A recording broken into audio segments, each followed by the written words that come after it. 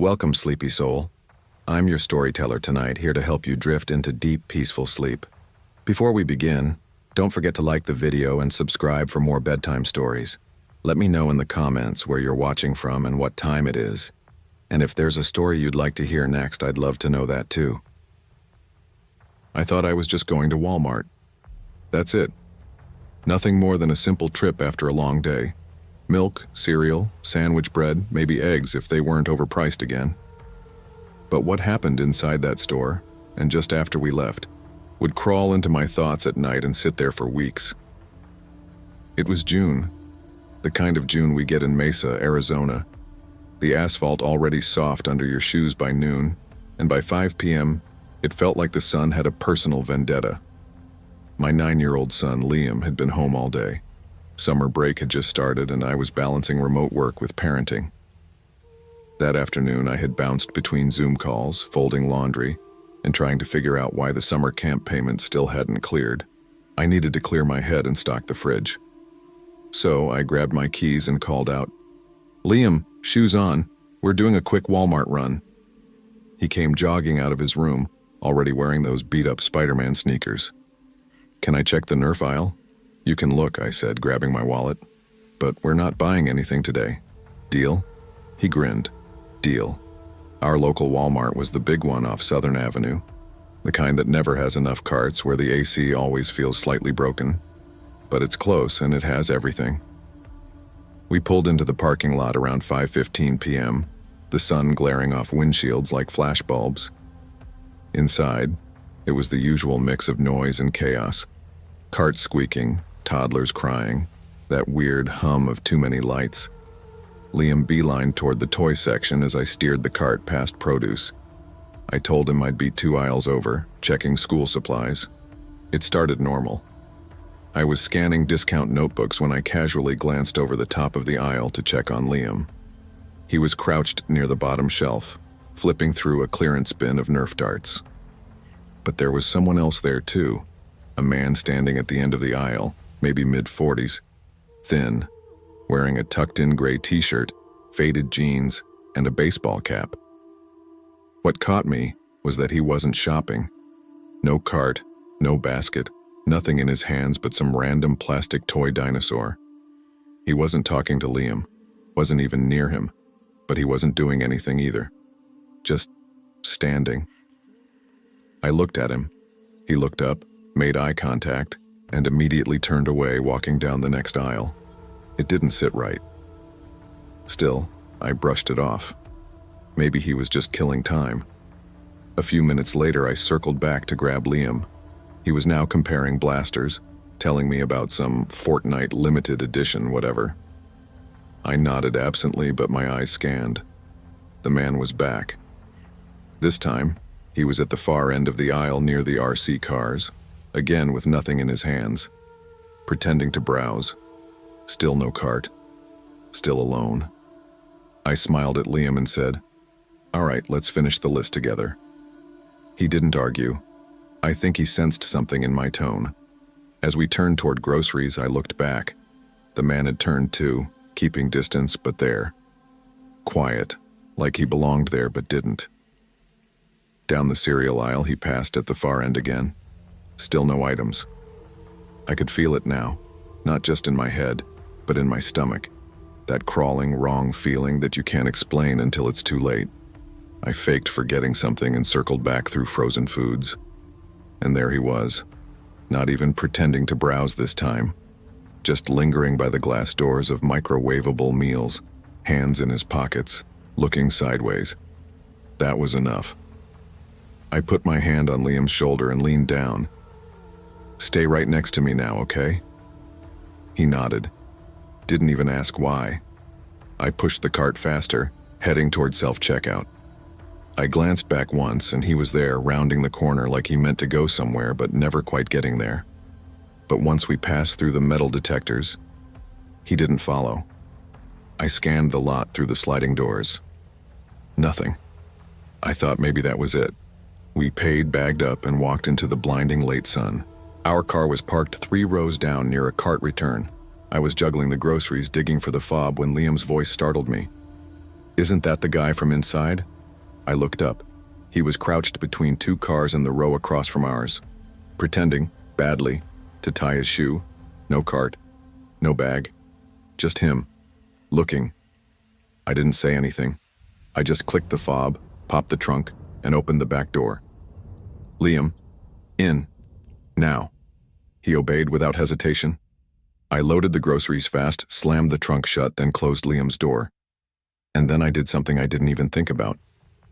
I walked back toward the store, straight through the heat, ignoring the sweat on my back, not looking behind me until I passed through the sliding doors.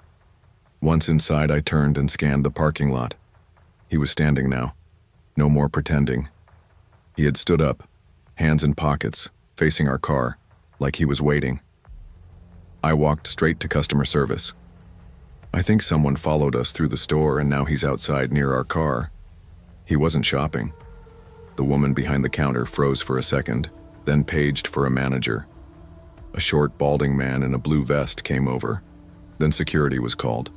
We all walked back to the entrance together. He was gone. No car pulling out. No person walking away. Just vanished. They pulled the security footage. And yeah, he was there. From the toy aisle to groceries. No purchases, no talking, just lingering, just trailing. They flagged it, made a report, said they'd keep an eye out if he showed up again. But it didn't feel done to me. I called the non-emergency police line and filed a report, told them everything, gave a description. A store manager backed me up, but without an actual confrontation or crime, there wasn't much they could do.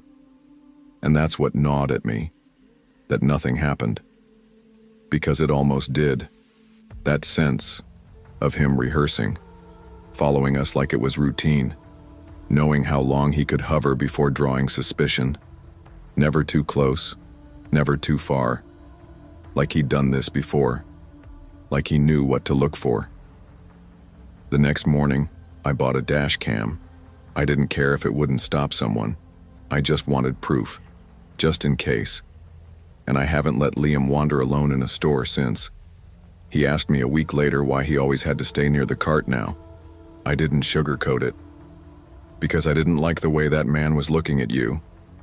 And it wasn't harmless curiosity. It wasn't just odd. It was calculating. He waited for the right angle. The moment I wasn't looking, it was broad daylight, a busy store. But he followed us through like we were on his list. And for the first time I realized, sometimes the scariest people are the ones who never speak a word.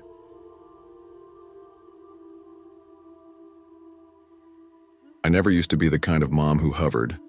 I grew up with the kind of parents who let me ride my bike until the streetlights came on, so I always figured I'd do the same with my daughter. Let her explore a little, be independent. She's smart, observant, kind, not the kind of kid you worry about. That changed on a hot Tuesday in early July.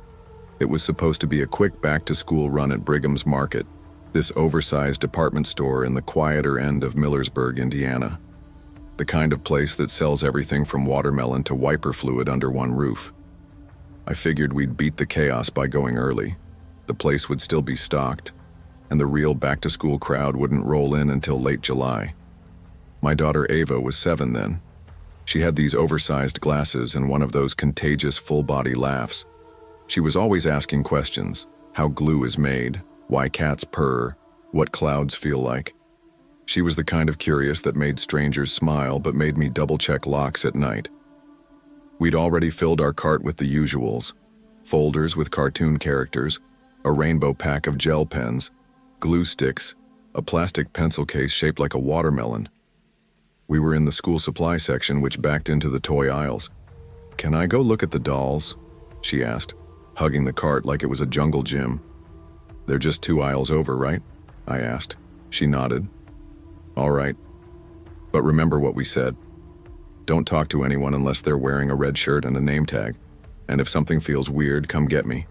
I'm just here comparing binder sizes." She grinned, gave me a little salute, and darted off. I glanced at my phone. It was 11:22 a.m.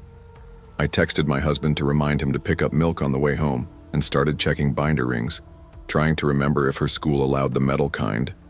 It couldn't have been more than 2 minutes later when I heard her voice. Not scared, not shouting, just talking. Then I heard another voice, a man's, low and friendly, calm. Something twisted in my gut. I pushed the cart aside and stepped to the end of the aisle. There she was, Ava, standing with her back to me, holding a doll with pink hair. About 4 feet away stood a man, mid-40s, maybe older, short-sleeved button-up, olive cargo pants, a baseball cap that read "Great Outdoors." He wasn't reaching toward her. He wasn't even close enough to touch. He stood casual, like he was a neighbor who'd bumped into her on accident. He was smiling, not a grin, just a soft practice smile, like he'd said this 100 times. "You gotta know where to look," he said, pointing toward the back of the store. "They keep the good toys on clearance near the loading bay. Most folks never even check back there." I stepped around the corner fully and started walking. Not running, not yelling, just enough to let him know I was there. I heard Ava say, "But that's not where the dolls are." As I got closer, I placed my hand on her shoulder. Calm, steady. "Hey, sweetie," I said. "Do we know this man?" Ava looked up, blinked once, and said, "No." The man's expression didn't change. His smile didn't twitch. He took a step back, palms up, like I'd caught him reading a book over someone's shoulder. "Oh, sorry, just being friendly." She said she liked dolls, so I told her there's some cheap ones back there. "Do you work here?" I asked. He shook his head. "No, just doing some shopping." He turned and walked away. No hurry, no guilt, just turned and walked. I held Ava's hand tight and followed. He didn't go toward checkout. He didn't grab a cart. He didn't glance at shelves. He walked past the electronics, through men's apparel, then through outdoor gear. He didn't break pace. Then he passed seasonal decor, past the garden section, and right out the automatic doors. No cart, no bag, no receipt. Just gone. I didn't chase him. Didn't shout. I just stood at the glass, trying to make sense of the normalcy of it. The quiet, intentional exit. Ava looked up at me and asked, "Was he bad?" I didn't answer. I just walked with her to customer service. The woman behind the counter was maybe 22, clearly flustered but trying to keep calm. I told her everything. She flagged down a floor manager named Brian. I gave a full description. The hat, the pants, his height, the way he walked out without buying anything. He didn't touch her. He didn't yell or act aggressive, I told him. But he tried to lead her toward the back of the store. He pointed toward the stock area and said there were free toys there. Brian nodded slowly, then walked us over to a podium near electronics and had security pull up camera feeds. He said they'd look into it, see which camera he might have shown up on. After 10 minutes of waiting, he came back. We didn't catch him clearly on the front cams. Sometimes the angles miss the entrances if they're crowded. No one here recognized him. "Do you think he's done it before?" I asked. He didn't answer that. Just asked if I wanted to leave my number. I did, but I didn't expect a call. We didn't finish shopping. I walked Ava out with one hand on her shoulder the whole way. She didn't squirm, didn't protest. I think in her own way she knew something was wrong.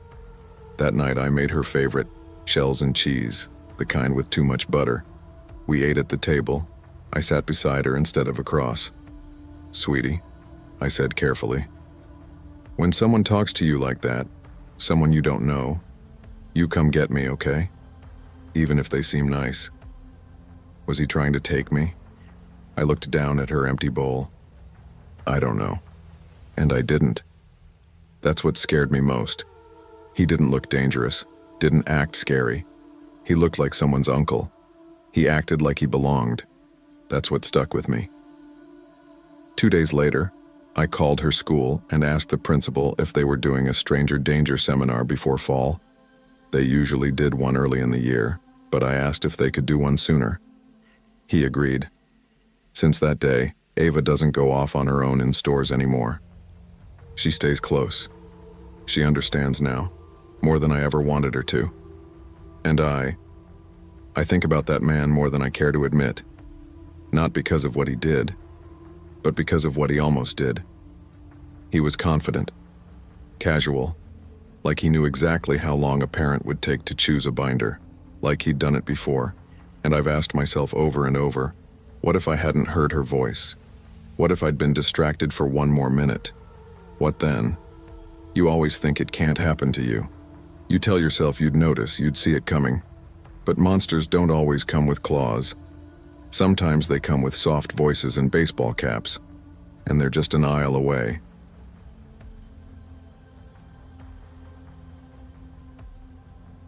I never thought a stop for mouthwash would make me question how safe we really are in public places. It was late August 2021. Still humid, still tense, those weird in-between months after the worst of the pandemic, when everything felt normal again, but wasn't. People were out more, stores reopened, but everyone was still kind of on edge, like we were all waiting for the next thing to go wrong. At the time, I was working third shift as a private night security contractor at a textile depot outside Florence, South Carolina. Long hours, no AC, a lot of walking. I was living in a rented studio apartment behind a car dealership and barely saw the sun most days. It paid all right, but the schedule wore me down. I'd usually swing by the local grocery or Walmart on my way home since it was less crowded then. That particular night, I got off around 6:15 a.m., sore and sweaty, with my back aching from standing too long in those damn boots. I was still in my uniform, navy shirt, black tactical pants, badge clipped on, and a radio clipped to my belt, even though I wasn't on duty anymore. I had run out of essentials, mouthwash, deodorant, and needed a new pack of socks. Plus, my phone charger had started acting up and I didn't want to be without it. Just simple errands, quick in and out. I pulled into the Walmart on Ashbury Road, one I'd been to 100 times before, parked on the side near the lawn and garden entrance. It was early, but the sun was already up and the lot had a few scattered cars. I remember yawning as I grabbed a cart, still thinking about the call I had taken at 4 a.m. about a raccoon tripping the motion sensor. That was the kind of week it had been. I didn't notice him at first. He blended in, average build, maybe early 50s, wearing a clean gray polo, khaki cargo pants, and work boots. He had a walk that reminded me of someone used to giving orders, straight back, arms loose, no slouch. I was headed toward the hygiene aisle when I heard, "Morning, sir. Forgot your phone out by your car, maybe?" I stopped mid-step.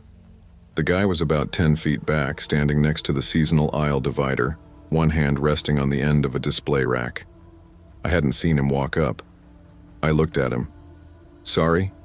He smiled. "Just letting you know. Might have dropped your phone out by your car if you want to check before someone grabs it." I patted my pocket. My phone was right where I left it. "No, I've got it," I said. "Thanks, though." He gave a nod like he meant well. But something was off. He wasn't wearing a Walmart vest, no name tag, no walkie, not even a clipboard. But he stood like someone used to being on the inside. "You work here?" I asked. "I help out," he said casually. "With loss prevention stuff, just keeping an eye out." I raised a brow. "Do you have ID?" He chuckled lightly. "They don't make us wear them anymore. Too many complaints from customers during COVID. You know how it is." That was bull. Even post-COVID, every legit employee I'd seen had at least something identifying them, especially the loss prevention folks. I muttered and started walking again, slowly. I turned down the aisle with shampoo and bath items. When I stopped to grab deodorant, I glanced behind me. He was there again, halfway down the aisle, just browsing a shelf, but not really looking at anything. My neck tightened. Years working security teaches you how to read posture. His shoulders were too square, too alert. I picked up the pace, turned left past aisle 10, then another quick right. I looped around electronics and ended up in toys. I wanted to see if he'd follow. Sure enough, a few minutes later, he turned the corner like he was just wandering. I stood still, pretending to browse remote control cars. "Everything good?" I asked without looking up. "Just checking on things," he replied, stepping a bit closer. Lot of theft lately. You'd be surprised. I turned and faced him. You ever gonna show me some ID? His expression changed just slightly, mouth tighter, less friendly. You could be more respectful, he said. I'm just doing my job. Then get your supervisor. I'll wait right here. That's when his whole demeanor shifted. The fake polite energy dropped. He looked me over once more, then gave a short huff. Whatever, man, he said and turned on his heel. I stood still, watching as he walked away, not toward any employee area, but back toward the entrance near self-checkout. My heart thudded in my chest. I didn't like that interaction one bit. Something wasn't right. I walked to the customer service desk near the front. A young woman in a blue vest was helping someone return a blender. When she saw me waiting, she smiled. Can I help you? Yeah, I said. I think there's a guy pretending to be security in here. Her smile faded. What does he look like? I described him, his clothes, height, build, what he said. She exchanged a look with the older woman behind her, maybe a supervisor. Can you wait just a sec? She asked. A minute later, a short, square-built man with a real badge and radio came out of the back office. His name tag said, Daniel, Asset Protection. I explained everything again. Daniel frowned deeply. We've had someone matching that description hanging around the parking lot before, he said. Usually early morning or right before dusk. I offered to walk him toward the front exit where I last saw the guy. We didn't see him inside. Daniel called another team member on his radio, and they checked the parking lot while I stood near the registers, scanning the area outside through the sliding glass doors. I didn't see him.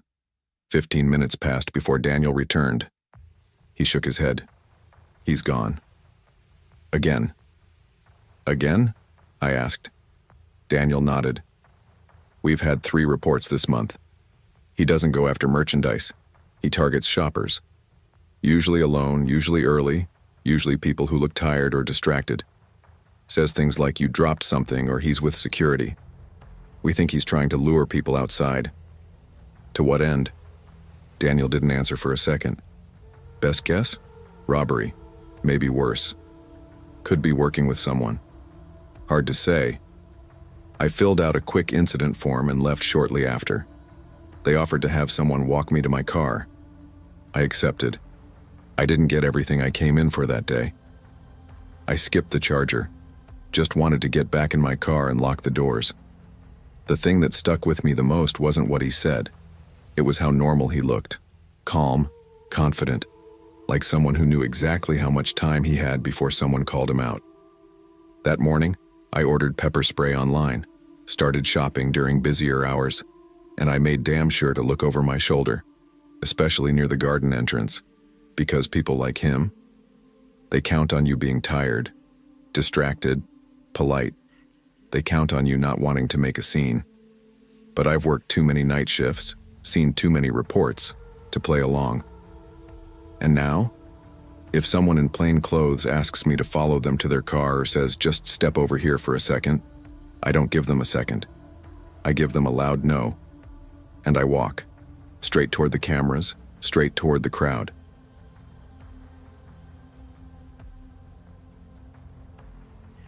I don't normally tell people this story, not because I'm scared they won't believe me, plenty don't, but because I've spent the last year trying to stop thinking about it myself. But every time I walk into a public restroom, especially alone, I'm right back there. I hear the boots again. I feel the air shift again. I feel watched. This happened last fall, on a Thursday in early October. It was around 6:30 p.m., and I'd stopped by a Walmart on my way to work. Not a big, dramatic shopping trip or anything. I was picking up a few things. Some travel-sized toiletries, protein bars, hair ties, and one of those electrolyte drinks I always bring for night shifts. I work the overnight ER shift at Crest Hill Medical in Ravensfield, a mid-sized town a little outside Pittsburgh. I'm an RN, been one for almost 8 years now. I mention that not for sympathy, but because anyone who's worked in a hospital long enough develops a second sense for people, for danger, for the moment when something's wrong becomes a certainty, not a suspicion. That night, I'd gone to the gym beforehand and hadn't had time to swing by home, so I still needed to change into my scrubs. I was running behind, but I figured I had just enough time to stop at Walmart, get what I needed, and change in the locker room at the hospital. By the time I was ready to check out, I realized I needed to pee. Not desperately, just the kind of, if I don't go now, I'll regret it later feeling. The restrooms were at the front of the store, right by the customer service counter. You've seen 100 bathrooms just like it. Fluorescent lights, sterile beige paint that probably has a government code, cracked tile floors, and that faint smell of lemon disinfectant trying to cover something older and worse. It was empty when I walked in.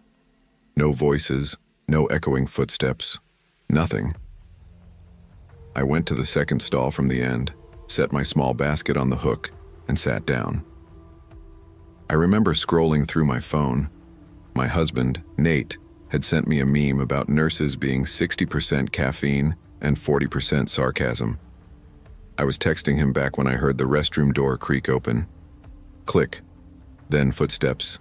Not sneakers, not flats, boots. Heeled ones, steady, confident. They walked in and stopped. Not near a stall, not in front of the mirror, just somewhere. I couldn't see from where I was sitting, and I didn't lean down to check. At first, I thought maybe someone had come in and was checking themselves in the mirror, maybe reapplying lipstick, texting, or waiting for a kid. But nothing happened. No stall doors opened. No hand dryer. No cough, shuffle, sigh. Just silence. A minute passed. Then 2. Still no movement. It's strange how quickly your brain shifts. At first, I was just annoyed. People do weird things all the time. But after a few minutes, my stomach started to tighten. It wasn't just quiet. It was still, intentional. I set my phone down, listened. Still nothing. I leaned forward, just enough to glance under the stall wall. There were boots, black leather, sharp-pointed toes, not dirty, not scuffed, standing by the tiled wall near the door, facing directly toward the row of stalls. Just standing there, not pacing, not adjusting position, frozen. I remember my heart kicking once hard, then settling into that fast, shallow rhythm. Not panic, not yet, but dread. I waited. I didn't flush, didn't move. I just stayed there, ears straining, breathing as quietly as I could. Why wasn't she saying anything? Then the irrational started slipping in. Was she sleepwalking? Had she heard me and gotten spooked? Was she waiting for someone? But none of those made sense, because she'd come in, walked a few feet, and stopped, and hadn't moved since. I checked the time. 8 minutes had passed. 8 minutes of silence. So I picked up my phone and did the only thing that made sense. I texted Nate. Weird situation. Woman in Walmart bathroom just standing by the door. Not moving. Been here a while. He called me instantly. I answered but whispered. Don't say my name, I said quietly. Just stay on the line. He asked what was happening, and I tried to explain without making noise. And that's when I heard it. Click. One of the boots turned slightly, then creak. The door to the restroom slowly opened. I didn't hear her walk out, just the door creaking, then a soft thud as it closed again. I waited. 5 seconds, 10, nothing. Then I leaned forward again. She was gone. No boots, no legs, no sound. I stood up, flushed, grabbed my basket with a hand that felt rubbery, and stepped out slowly. The bathroom was empty. Even the air felt empty. I went straight to customer service. My voice was calm when I spoke to the woman behind the counter. I'm trained for calm under pressure. I explained what happened. She nodded slowly, like she'd already heard weirder, and asked if I wanted her to call a manager. I said yes. A man in a red vest and headset came over. I told him too. Then security was called.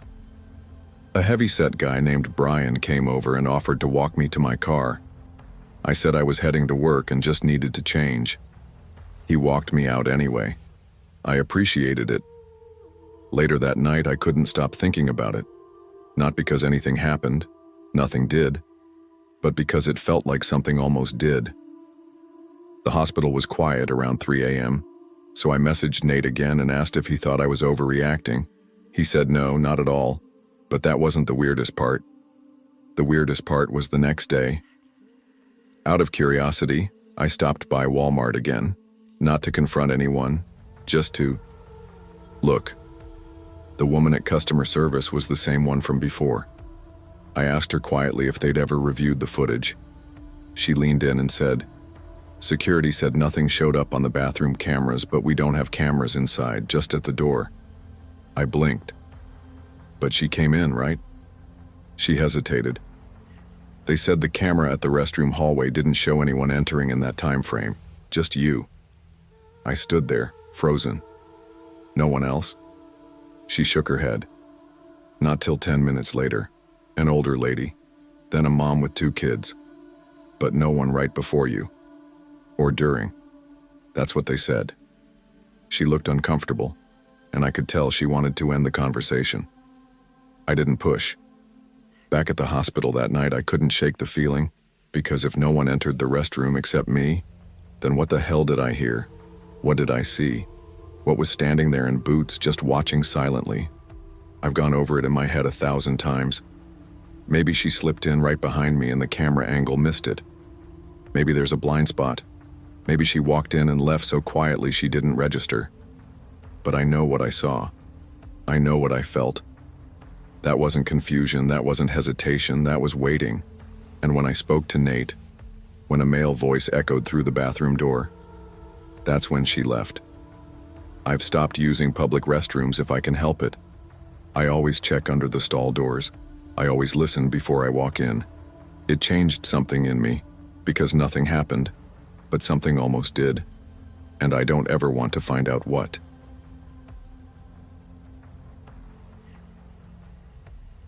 I didn't grow up doing wild things. My name's Eliza, and until that day, I'd never stolen anything before in my life, not even a stick of gum. But when you're 16, impulsive, angry at the world, and tired of being broke, stupid decisions can feel like small victories.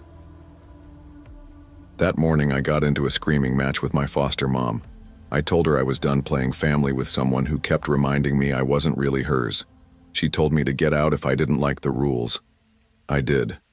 No phone, no cash, just my backpack and a hoodie tied around my waist. I took the 602 bus to the Omega Mart Supercenter off Highway 91, figuring I'd kill a few hours walking around somewhere with AC and maybe sneak a snack if no one was looking. I didn't go in planning to steal. Honestly. But near the health and beauty aisle, I saw this pack of velvet scrunchies. 8 colors, soft and expensive looking. I imagined wearing them at school like other girls did. No more hiding my hair in messy buns with snapped rubber bands. It was dumb, but I wanted them bad enough to shove one into the front pocket of my hoodie while pretending to check for prices. The packaging? I crumpled it and stuffed it behind a stack of sparkle paper towel packs in the cleaning aisle. I should have left right then. But I didn't.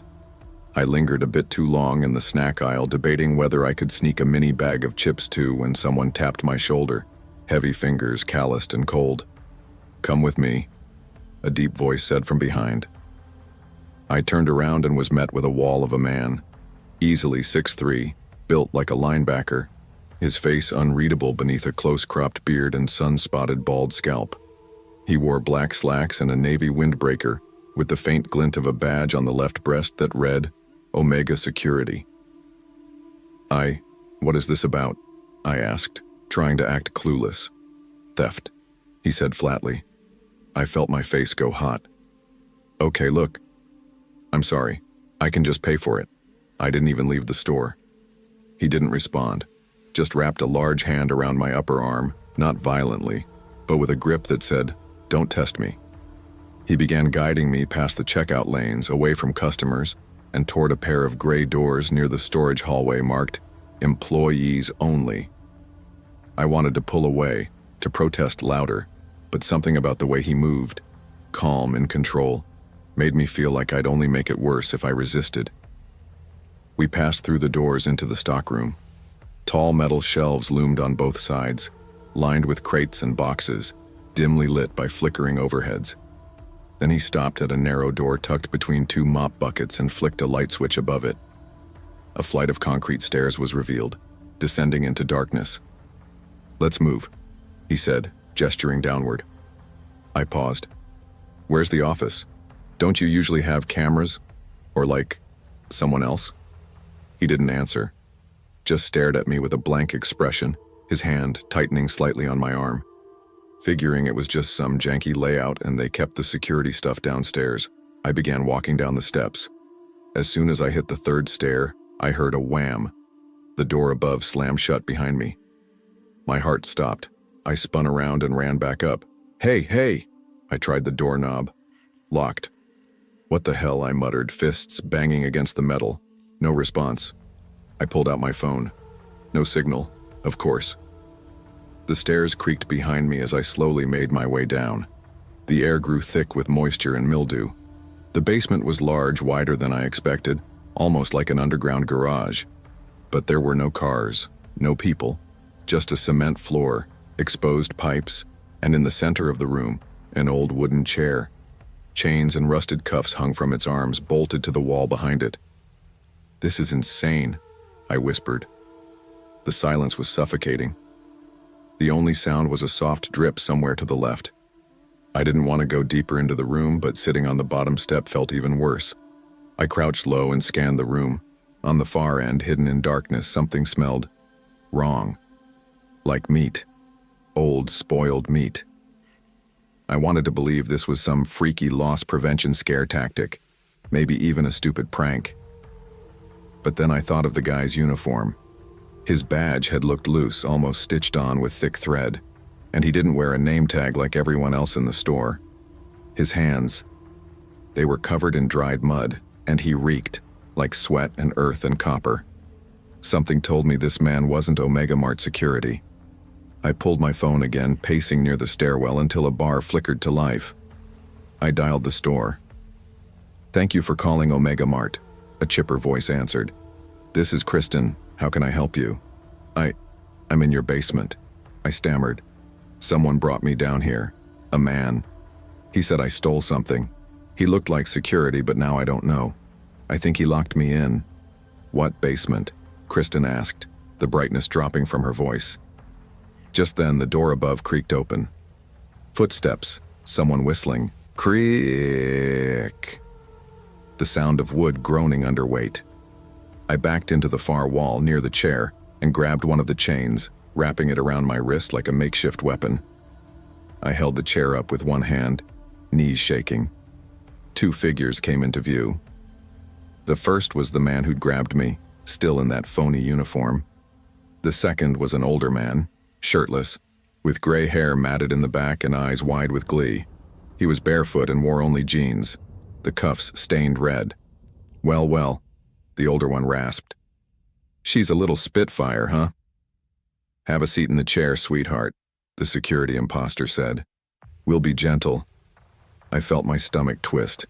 My hands were sweating so bad I nearly dropped the chair. "You tight? I'll bet you are," the old man said, touching himself and licking his lips. "Get the hell away from me," I screamed. "I'll kill you." They laughed. "She thinks that rickety old chair's gonna help her," the imposter chuckled. "I like 'em feisty," the old man grinned, taking off his belt and wrapping it around his knuckles. I backed up until my heels hit the wall. Nowhere to go. The chair felt heavier. Then, "Hey, anyone down there?" A male voice echoed from the stairwell. The men froze. Footsteps thudded above. "Store alarm's going off. Who's messing around?" The two men panicked. The old one hissed, "Go, go!" They darted to the far end of the room and disappeared through a hidden door I hadn't noticed before, one that led out into the woods behind the store. As they opened it, an alarm screamed to life. Red lights flashed on the ceiling. A young man ran down the steps. Store badge. Name tag. Caleb. He stopped when he saw me, wide-eyed. "Holy crap. Are you okay?" I dropped the chair and collapsed to the ground, sobbing.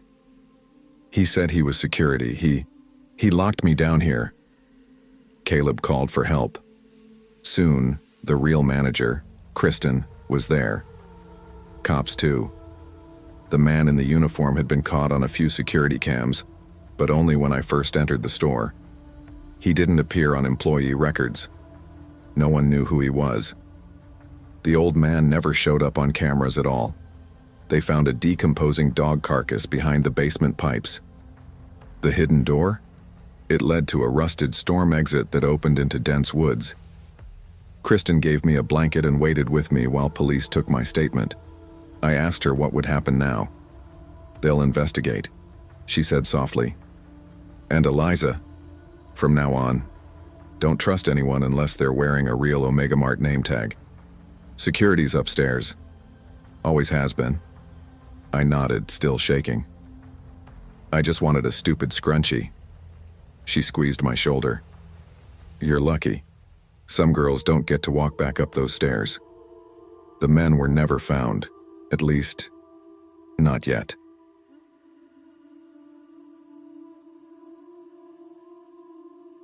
I never used to second-guess myself in public. I'm not the overreacting type. I'm a single mom with 2 girls, 13 and 8, and I've gotten used to handling things on my own. Their dad lives 3 states away and barely calls. So when something feels off, I don't panic. I pay attention. But what happened that Thursday evening made me question how many times I've missed the signs before, how close we've come without ever knowing it. It was a regular evening in Laurel Glen, a small town in Tennessee that's grown just enough to get a supermart, basically a Walmart clone but with cheaper lighting and even cheaper staff training. We went out after dinner because my oldest, Emma, had been reminding me for days that her gym shoes didn't fit anymore, and my youngest, Chloe, wanted new folders for the new school year. I was tired, but I figured we'd knock it all out at once.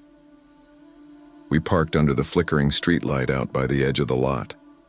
It was one of those humid evenings where your shirt clings to your back 5 minutes after stepping out of the car. I remember it because Chloe asked why the moon looked so orange, and I told her it was probably the humidity or pollution or both. Emma rolled her eyes and said, "It's probably the apocalypse," which was about as cheerful as she usually gets before shopping. We walked in through the garden side entrance. It's always less crowded. The air conditioning hit us like a wall. Chloe jumped in the cart like she always does, and Emma pulled out her phone, instantly bored. I grabbed a basket, not planning to get much. We wandered for maybe 5 minutes before rounding a corner near the Halloween section. It was early September, but the candy was already out. Plastic pumpkins, oversized bags of Kit Kats, foam tombstones. Chloe squealed when she saw the caramel apple lollipops. Then it happened. A man, mid-30s maybe, buzz cut, plain t-shirt, no cart, came around the same corner from the opposite side. Fast. He nearly ran into us. I instinctively said, "Excuse me," even though he almost knocked into our cart. He mumbled something, no eye contact, and stopped right next to the candy. I thought maybe he was just in a rush, but something about the way he stood there didn't feel right. He wasn't picking candy like someone who actually wanted it. He was half listening to us. Chloe asked if she could take a picture of a candy bag shaped like a ghost, and the guy flinched. Literally. Like the sound startled him. Then he glanced at me, just for a split second, and looked away so fast it made my skin crawl. His eyes were twitchy, his jaw clenched, and he had nothing in his hands. No cart, no basket. Just standing there, pretending to rummage through candy. I steered the cart away, brushing it off. We headed to women's pajamas. Chloe liked the fuzzy socks there, and Emma wanted new leggings. I was trying to focus on sizes when I saw him again. The same guy. Walking by slowly, a giant bag of Halloween candy now cradled awkwardly in both arms. He wasn't looking for clothes. He wasn't even pretending. He just kind of passed by. Close. Closer than anyone needs to get in an open aisle. I tracked him as he turned toward the shoes, but he wasn't shopping. He was watching. I said nothing at first. Maybe I was imagining it. Maybe he just had poor spatial awareness. I wanted to believe that. Desperately. The girls wandered toward the boys' section, right across the aisle. I was still flipping through pajama pants when I glanced up. The man was in the boy's clothes now, slowly weaving through the racks, still holding that same ridiculous bag of candy like it was a baby or something. He stopped near the end cap, looked around aimlessly, then stared, not long, but long enough, right at my daughters. I walked over immediately, putting myself between him and the girls. "You see that guy?" I whispered to Emma. "The candy creep?" she said. "Yeah, he's been circling." I felt a chill go through me. That wasn't just me being paranoid. Emma had noticed it too. We moved into the girls' clothes section, through one of those small fabric partitions they used to break up the aisles. I lifted Chloe into the cart so I could keep both girls in sight, and started walking slower, watching. I didn't see him for a few minutes. I almost let my guard down.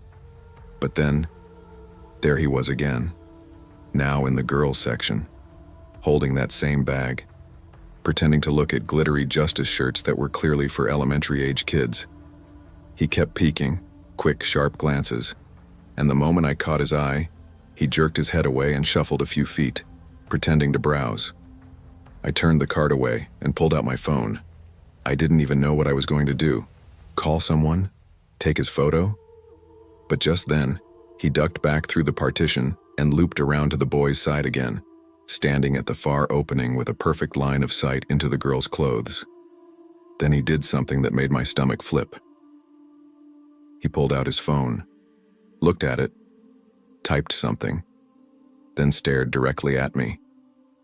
I froze. He looked away again and walked off casually like nothing happened. But I wasn't calm anymore. My skin felt electric. Something was wrong. Really wrong. Then I saw another man, standing near electronics. Older, maybe mid-40s, bald, arms crossed, staring directly at me. No cart. Just standing there, near a half-empty shelf of phone cases. I moved again. Fast. Over to the junior section, acting like I was browsing tank tops. I kept my girls in the cart, both of them now aware something was weird. I told Emma quietly, "Don't wander, stay close, we might leave soon." As I glanced around, a third guy showed up. He walked into the girls' clothes like he belonged there, picked up a Justice hoodie, put it down, walked toward baby clothes, came back, glanced at Chloe in the cart, didn't even flinch when I stared him down, just looked away, and walked back toward the baby aisle. I told myself then, if you're right, get out. If you're wrong, no one's going to laugh at you. But I still hesitated. I still tried to finish. I moved us toward women's clothes, kept looking, didn't see them again. The weird pressure lifted. I started breathing again, deep in my chest. We checked out. Fast. My hands were shaking as I loaded bags into the trunk. I drove straight home, locked the doors, and sat on the couch staring at the front door for hours. And now it's nearly 2 a.m., and I can't sleep. Because what if I was right? What if they were watching us, coordinating? What if they were waiting for 1 second, just one, where I let my guard down? The candy was a prop, so was the hoodie. These weren't men shopping. They weren't alone. They weren't random. They were watching. I don't have proof. I don't have names or photos or video, but I have instincts, and tonight, they screamed. I'll call the store in the morning. Maybe check if there's footage. Maybe just report it so they have it on record. I don't expect them to do anything, but maybe they should know. And maybe someone else, some other mom, won't get lucky enough to notice when the ones who linger get too close.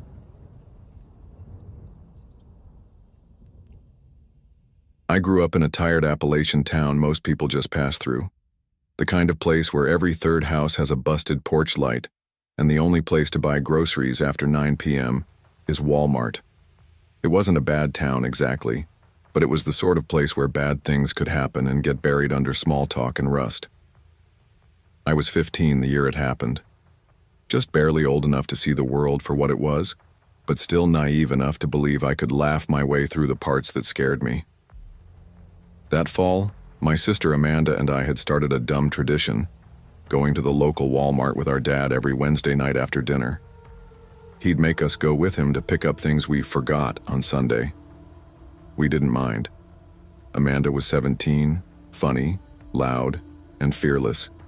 She made those boring trips feel like something out of a comedy sketch. We'd poke fun at the oddballs we saw there, especially late at night when the strange folks crept out like cockroaches under fluorescent lights.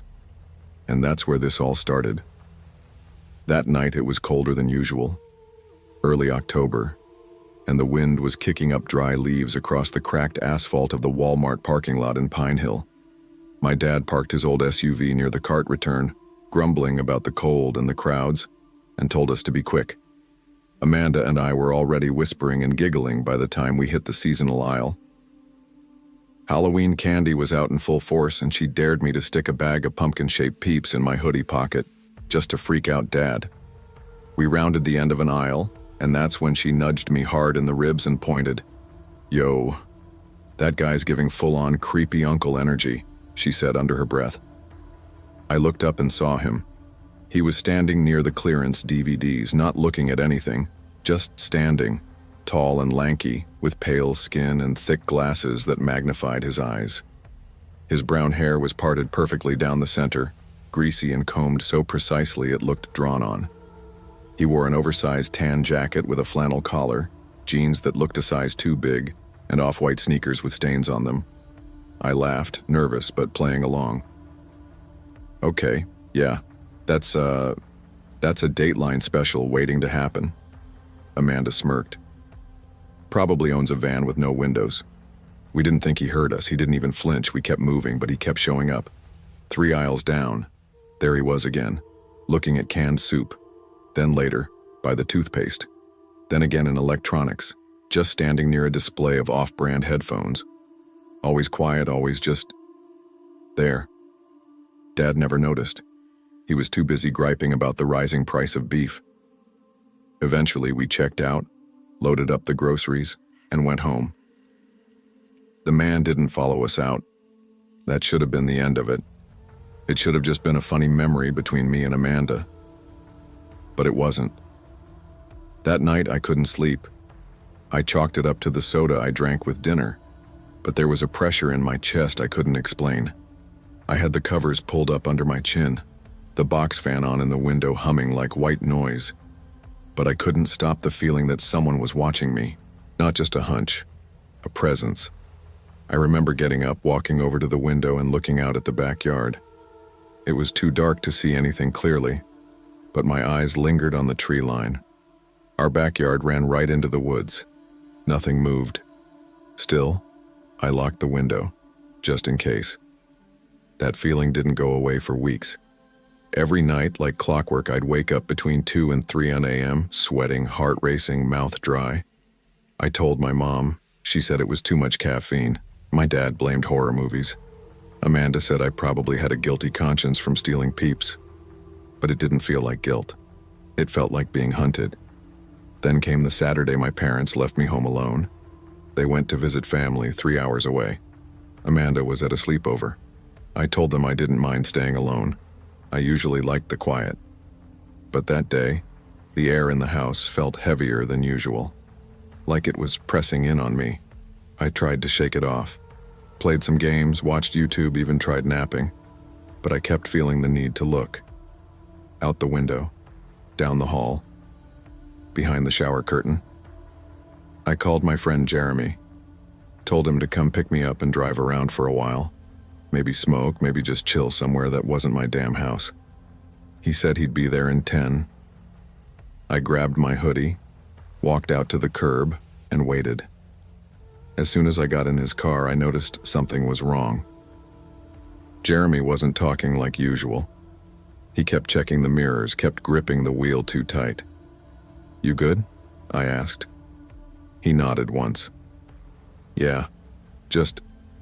This dude's been following me since I left my neighborhood. Didn't think much of it at first, but now he's blowing lights to stay behind me." I stiffened. "What kind of car?" He glanced again. "Silver Toyota, older model, busted right headlight. Plate starts with a P, I think." My stomach flipped. I turned around in my seat. My heart stopped. The silver car pulled up beside us at the next red light, and sitting in the driver's seat was the man from Walmart. Same thick glasses, same tan jacket, same dead eyes. Except now, his jaw was locked tight, his teeth bared, and he was staring right at me. Then he slammed his hand on the horn.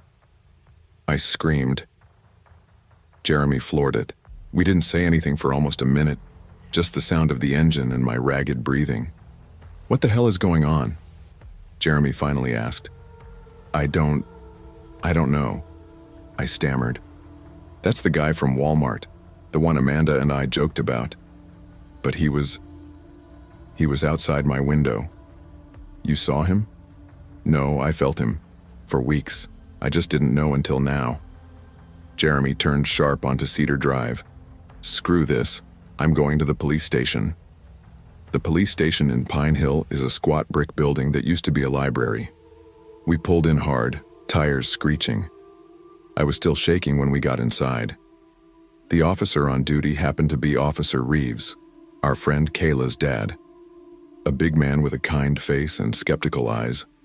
He listened to Jeremy's story, then mine, then asked Jeremy if he remembered the license plate. Jeremy recited it from memory. I'll never forget how Officer Reeves's face changed when he typed it into the system. He got very quiet. Then he picked up the phone, called 2 units, and turned to us. "We're sending a car to your place," he told me, "and one to search for the vehicle. Sit tight." My parents were called. They were already heading back. I thought that would be the end, that he'd be gone, that it was all just some mistake or misunderstanding. But 15 minutes later, a patrol unit found the man. He wasn't driving anymore. He was in my front yard, digging through the bushes outside my bedroom window. When they arrested him, he had a duffel bag hidden behind the shrubs. Inside were duct tape, zip ties, condoms, a taser, and a rusted crowbar. And that wasn't the worst of it. The man, whose name I won't repeat here, was a registered sex offender with a history of stalking minors. He'd done time, been released, and drifted from town to town using aliases. He wasn't even from Pine Hill. He'd been living out of his car. He'd followed us out of Walmart that night and parked across from our house for days. Waiting. Watching. The local DA took it seriously. Between the stalking, the intent, and the items in his bag, they had enough to hold him without bail. He never confessed, didn't need to. Everything lined up. After that, I didn't sleep right for months. I kept my bedroom light on every night, got a lock for the window. We installed motion lights. Dad kept his old shotgun close. Amanda never made jokes in Walmart again. The scariest part wasn't what happened, it was what almost did. The quiet way he slid into our lives without us noticing. How easy it was to overlook him. How we laughed thinking we were in control when in reality, we were already being hunted.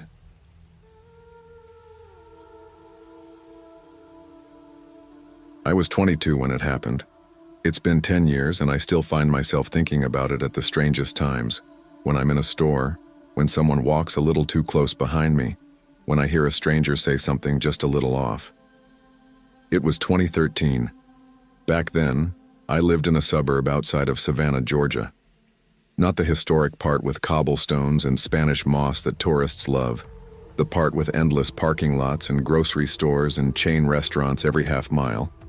I was married young at 20, and by 22 I had a nearly 2-year-old daughter, a mortgage we barely kept up with, and a husband who worked 50-hour weeks doing HVAC installs.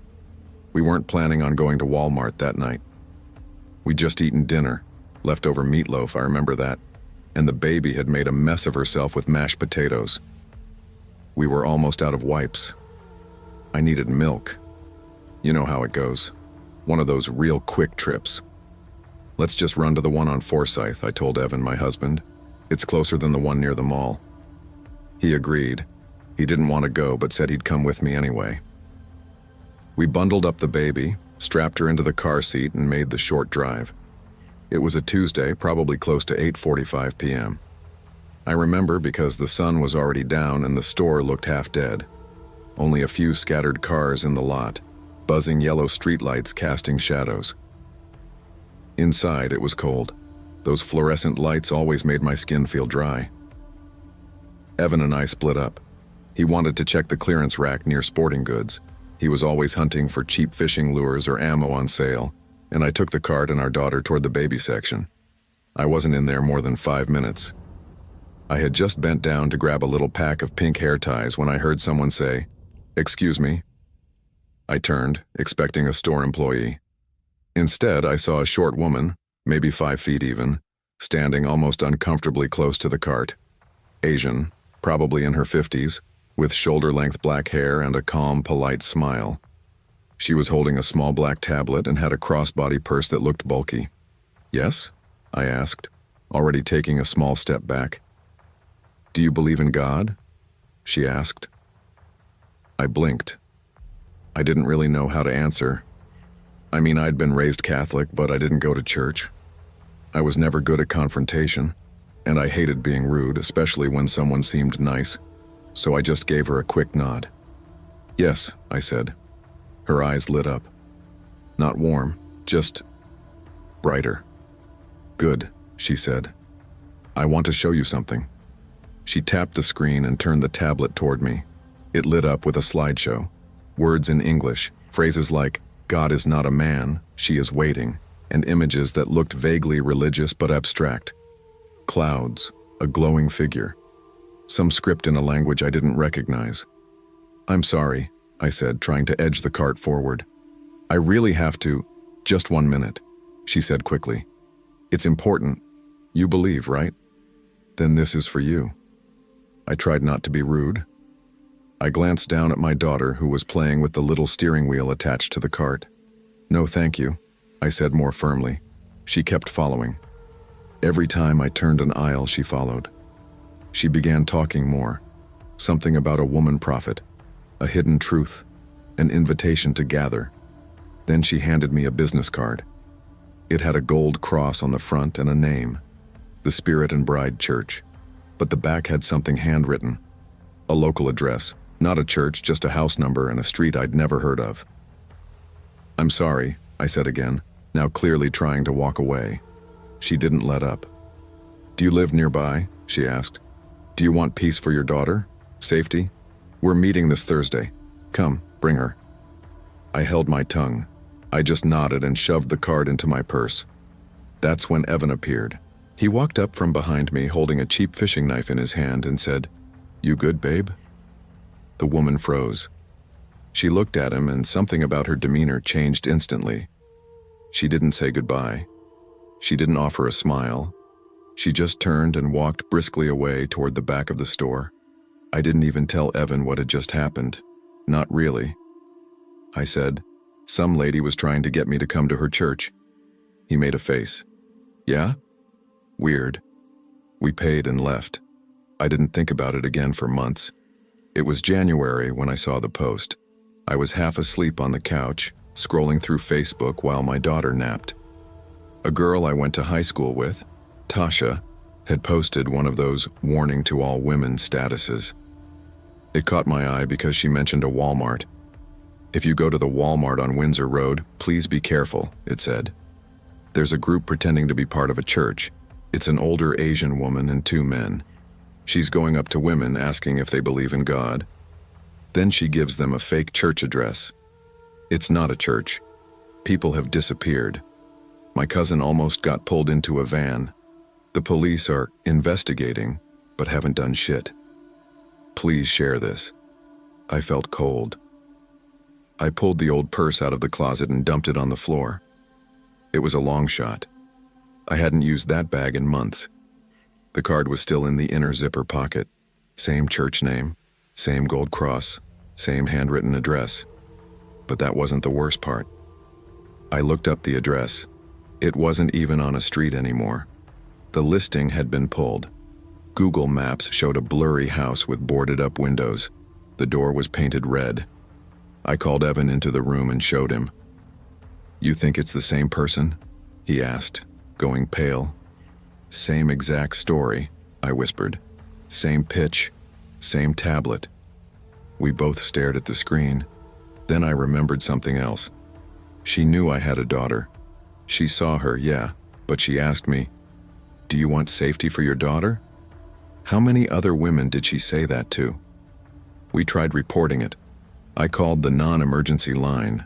The woman I spoke to was kind but sounded tired. She took the info, told me they'd keep an eye out. Nothing ever came of it. But from that point on, I never went into a store alone at night again. And I shredded that card. 2 years later, in 2015, there was a short article on the local news site. Barely more than a paragraph. Savannah police investigating reports of group luring women under guise of religious recruitment. No names, no arrests. But I recognized the neighborhood they mentioned. It was where that address had been. A chill ran through me when I read it. It wasn't just me. It was real. Sometimes I try to imagine what would have happened if Evan hadn't shown up. If she hadn't backed off. If I had followed her to that meeting. I think about the women who didn't have someone walk up at the right time. And it terrifies me. The way she smiled. The way her eyes stayed calm, even when I said no. Like she already knew she was getting what she wanted.